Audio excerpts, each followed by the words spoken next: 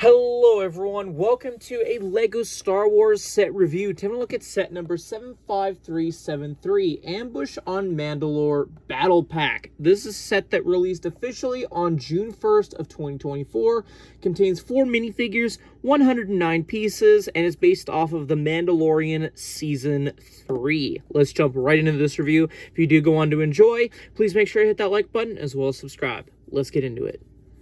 So for the main build, you have a underground section from Mandalore, which I guess makes sense given that this is a battle pack that takes place in Season 3, where the Mandalorians try and take back Mandalore because Moff Gideon has risen an army on Mandalore, and it takes place underground, and yada yada yada.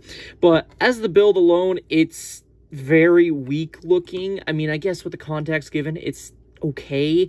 I feel like this build is a little weak on its own. Let's go into the play features, I guess. So you have a rifle clipped onto the back here, as well as a crate. Now, removing that crate, you can actually see there is a singular thermal detonator inside. Not bad. And you can just put that back there. Now, you may be wondering, what the heck is this little fun thing? Well, you're supposed to take one of the Super Imperial Commandos, or whatever the heck their name is, and place it on like so to make it look like it's flying, which is cool. I don't mind that as a display play feature. So kind of give you a better look here by attaching a minifigure. You can make it look like they're fighting. That's cool and all, I guess. But there is actually one more play feature. If you see on the end here, on both ends, you have a clip and then a anti-clip, I guess. What that's supposed to do is if you have the Paz Vizsla and Moff Gideon battle set, which thankfully I do to show you guys, you can turn that set around. You can see there's a clip there. So if you wanted to, you could attach it to expand the battle pack or the set, depending which one you buy first. But that's how that looks from that angle. But it gets better. If you want, you could detach it from there, flip it to this side where there's a anti-clip, and you can put it so that it's like this. So I guess if you really wanted to, you can get like 2 or 3 of these and just kind of have like a whole scene going on. And I think that that really adds to the build, whether it be the battle pack or the battle set. So that's cool for a play feature. I'm honestly tempted to pick up a second copy, but at the moment I'm just sticking to one.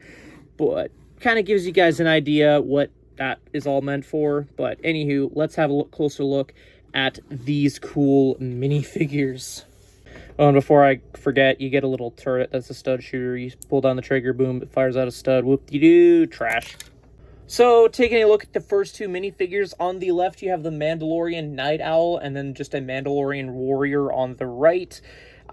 Pretty sure these guys are in the background somewhere. I can't remember off the top of my head, but I do like when LEGO gives us new Mandalorians to add to my collection, because, you know, if you collect enough of these Mandalorian sets, you're going to have quite an army. As for a battle pack, I mean, I get it. I mean, it's a nameless Mandalorian, but Mandalorians are kind of unique a bit, so I don't know. It's kind of like a catch-22 where, like, yes, it's cool, I got 2 new Mandalorians, but, like, you want to buy more of this set to either expand that set or buy more Imperial Senate Commandos. Or just Imperial Commandos, sorry, my bad. But you just get these 2 guys, and for me personally, I don't really care to have more than just the 2. And I don't know, that's just me. But anywho, you do have 2 blasters on these figures, as well as the jetpacks, yada yada yada, but removing all the fancy attachments, you're able to see the heads underneath, as well as the back torso printing, which is just very nice overall. Nice Mandalorian figures.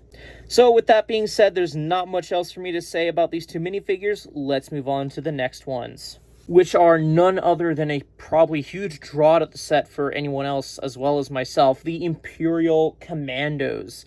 These guys look so sick, and you see them in just such large quantities. You're going to want to buy multiple of this battle pack just to get a lot of these guys. And I like the printing on these very well, and I like that they went out of their way to make a new molded helmet. However, seeing this in person, the helmet feels like a knockoff.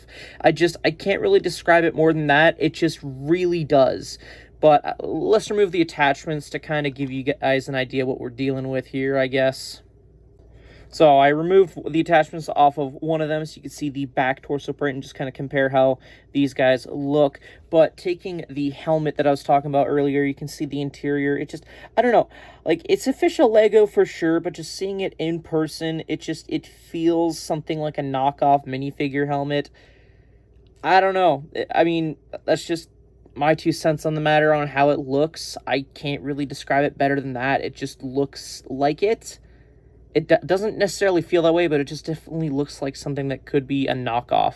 So maybe knockoffs are getting better, or Lego's just getting crappy in their quality. Leave a comment down below. But that concludes my thoughts on these 2 figures. Let's look at what else this set includes. So having a look at the instructions, I mean, what do you expect for the cover? I mean, they're just going to stick with doing these horrible renditions, so it is what it is. Apparently they got some 25th anniversary advertisements. Kind of unnecessary, but whatever. You do have the Mandalorian Night Owl Trooper as the progress bar, unless I'm mistaken, that's just the regular Mandalorian warrior. I can't really tell. But yeah, pretty straightforward building instructions. I mean, you saw the build. It's a rocky formation. But flipping all the way to the back, you just have advertisements for the other summer Star Wars smaller sets. And it tells you that, hey, if you get the battle set, you can connect it. Or if you buy 2 of the battle packs, you can connect 2 of the battle packs. And I'm sorry, that image just looks so silly. I think combining, if you buy 2 of these and just connecting it to either end of that would look pretty cool. So that's the more desirable thing than that. But do with it as you please, how you spend your money, I guess. But parts listing on the back, win at the back, not much else to say. As for extra pieces, this is what I received with my copy of this set. Overall, for a battle pack for 25 Canadian dollars, it's okay. I mean, it's kind of a shame that you kind of need to buy a $50 set to make it look good. But on its own, as just a battle pack, I mean, let's be honest here, you're buying it for the figs. You can throw away the build, throw it into your parts bin, whatever. You're buying it for the figs. And for the figs alone, they're not a bad selection. I stated earlier how I just feel like it's unnecessary. If you are buying multiple of these, you're going to end up with multiple of those Mandalorians. But those Imperial Commandos, man, you want to army build those. Those are sick figures. Yeah. Definitely pick up at least 1 or 2 copies of this, I would say. Anything more, I mean, just at that rate, just bricklink these guys, because just, I mean, do you really want more of these pieces? I mean, unless you're a mocker, sure, but for a collector like myself, this doesn't do anything for me, so yeah, those are more or less my thoughts. Let me know yours in the comment section down below. I'd be interested to hear what you guys have to say. How many battle packs do you own? Let me know. Anyways, guys, thank you everyone so much for watching. I hope you all enjoyed, and I will see you all in a future video. Take care, guys. Bye-bye.